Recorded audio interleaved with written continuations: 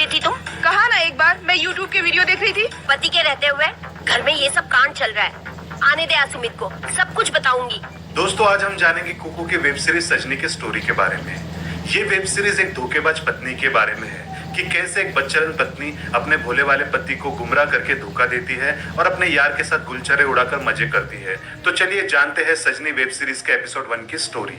इस web series के शुरू होते ही दिखाया जाता है कि सुमित लैपटॉप पर बैठकर काम कर रहा होता है और सुमित की माँ सुमित के लिए खाना लेकर आती है और सुमित की बीवी बेड पर बैठकर मोबाइल पर अपने यार के साथ चैट कर रही होती है। ये देखकर सुमित की माँ को बुरा लगता है तो वो सुमित से कहती है, तू कितनी देर से भूखा है, किसी को कुछ फर्क नहीं पड़ता, बस मोबाइल पर लगे रहती है ये लड़की दिन भर।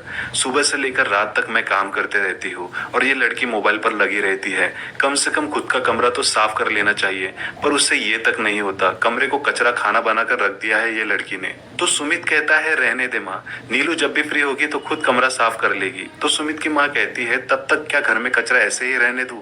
मेरा घर है, कोई सरकारी दफ्तर नहीं। लगता है इसके माँ बाप ने यही सिखाया इसे कि घर को नरक बनाकर रखना। नीलू अपनी सास की तीखी बातें सुनकर गुस्से से घर से बाहर निकल जाती है। तो उसकी सास अपने बेटे सुमित से कहती है, देखा कैसे बिना बताए घर से चली गई, तूने रोका क्यों नहीं इसे? देख बेटा, बता रही हूँ, इस लड़की के चाल चलन कुछ ठीक नहीं है। ये दिन भर मोबाइल पर लगी रहती है, घंटों किसी से बात करती रहती है। इसका जरूर कहीं ना कहीं चक्कर चल रहा है। तूने इसे सर पर चढ़ा कर रखा है, जिस दिन हाथ से निकल जाएगी ना तब पता चलेगा तुझे। तो सुमित कहता है, माँ वो क्या ट्रेन या बस है क्या कि हाथ से निकल जाएगी?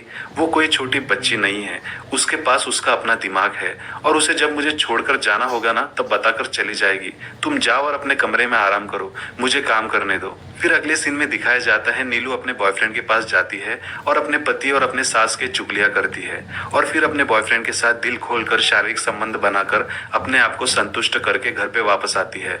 तो उसका पति गुस्सा हो जाता है और पूछता है कि कहाँ गई थी तुम और तुम्हारा मोबाइल स्विच ऑफ क्यों था? मैं कब से तुम्हें कॉल कर रहा था। तो नीलू कहती है, हद है यार, जब देखो तब तुम ताने मारते रहते हो, बातें सुनाते रहते हो। घर आए नहीं कि शुरू हो गए। दिन में तुम्हारी माँ बातें सुनाती है और रात में बची हुई कसर तुम पूरी कर देते हो। और गुस्से से अपने कमरे में चली जाती है और सुमित निराश होकर बैठ जाता है।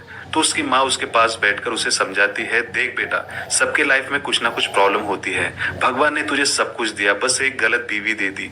जाने दे, तू ही उसे समझ ले और जाके उसे सॉरी बोल और आराम कर। फिर सुमित अपनी माँ की बात मानकर नीलू के कमरे में जाता है और नीलू से कहता है, नीलू मैं गुस्से में था, तुम्हारा फोन नहीं लग रहा था तो मुझे चिंता होने लगी और माँ भी बहुत चिंता कर रही थी। मेरी माँ की जुबान थोड़ी कड़वी है पर वो हम सबसे बहुत प्यार करती है। मेरे पापा भी मेरी माँ की कड़वी जुबान को लेकर बहुत सदमे में रहते थे और उन्हें झेलते रहते थे। उनके बाद हमने भी हमारी माँ की कड़वी बातें बहुत झेली, अब तुम्हें भी थोड़ी झेलनी होगी। ये सुनकर नीलू कहती है, बस करो ये प्रवचन, अगर खत्म हो गया होगा तो मुझे बताओ, मैं सो जाती हूँ। ये सुनकर सुमित और भी ज्यादा गुस्सा हो जाता है और कहता है, मेरी बातें तुम्हें प्रवचन लग रही है क्या?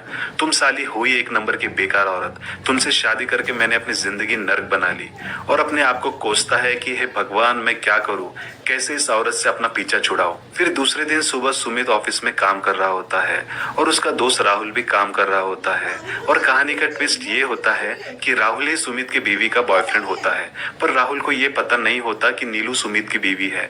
उसी वक्त नीलू का कॉल राहुल को आता है और वो राहुल को कल की सारी बातें बताती है कि उसके पति के साथ में उसके झगड़े क्या क्या हुए और क्या क्या उसके पति ने उससे कहा। ये सुनकर राहुल नीलू से कहता है कि अपने पति को समझा दे कि ये मेरी लाइफ है, मुझे जैसा जीना है वैसे जीऊंगी।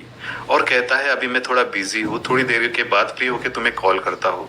राहुल की बातें सुनकर सुमित उससे कहता है, भाई तू काम भी करेगा या ऐसे ही लड़कियों के पीछे समय बर्बाद करते रहेगा? तो राहुल कहता है, अरे भाई, जबरदस्त माल हाथ लगा है, रबड़ी मलाई की तरह है, ऐसे मजे देती है कि तन बदन में आग लग जाती है।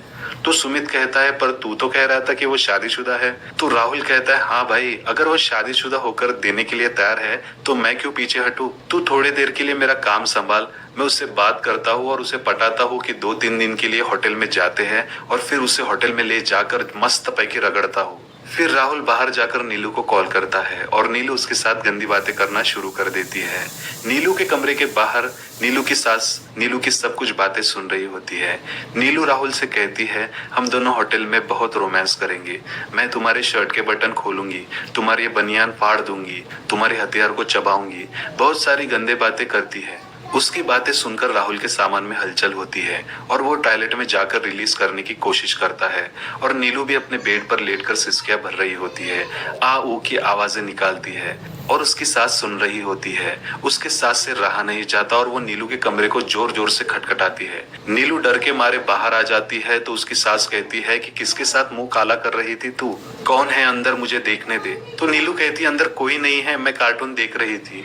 उसकी सास कहती है मैं चूतिया नहीं हूँ कि मुझे समझ नहीं आता कि कार्टून की आवाज और तेरी आवाज में क्या अंतर है। रुक, आने दे मेरे बेटे को, उसे सब कुछ तेरे काले कांड के बारे में बताती हूँ। ये सुनकर नीलू अपने कमरे का दरवाजा बंद कर देती है और कमरे के अंदर चली जाती है और इसी के साथ एपिसोड 1 खत्म हो जाता है। दोस्तों, अगर आपको नेक्स्ट एपिसोड में क्या होता है ये जानना है तो कमेंट करके बताइए, हम अगला एपिसोड आपके लिए बनाएंगे। और अगर आपको वीडियो अच्छा लगा तो इसे लाइक और चैनल को सब्सक्राइब कर दीजिए ताकि आने वाले स्टोरीज आपसे मिस